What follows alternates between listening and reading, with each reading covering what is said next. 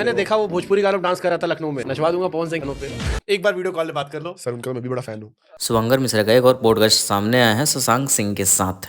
पवन सिंह और खेसारी लाल यादव को लेकर बहुत सारे सवाल किए गए, देखते हैं इस वीडियो में। देखो, शशांक सिंह को तो बहुत सारे लोग जानते होंगे। आईपीएल ऑक्शन का समय था जब शशांक सिंह का नाम लेने के बावजूद रिटर्न टिकट कर दिया गया कि नहीं भैया, ये प्लेयर नहीं चाहिए था, यह गलती से मेरे में आ गया। इसके बाद आईपीएल का रूल ऐसा है कि चेंज नहीं कर सकते हैं, लेकिन मजबूरी में रखना पड़ा। और उसके बाद क्या सीन बना वो सबको पता ही होगा।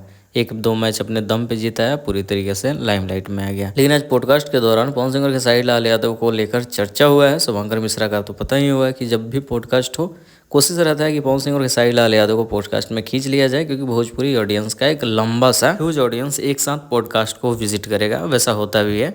तो शुभंकर मिश्रा ने जस्ट नॉर्मली बात किया कि निकोलस पुरान एक क्रिकेटर है जो कि भोजपुरी गाने के ऊपर डांस कर रहा था, बोलो तो पवन सिंह और खेसारी लाल यादव का गाना बजवा दे। इस पर शशांक सिंह ने नॉर्मल रिएक्शन देते हुए कहा कि भैया आप कुछ भी कर सकते हैं। बाकी और भोजपुरी और इंडियन क्रिकेट टीम को लेकर बातें आगे बढ़े तो रवि किशन ने एक पोस्ट शेयर किया है, पोस्ट नहीं वो एक नॉर्मल पोस्ट डाला है महेंद्र सिंह धोनी के साथ।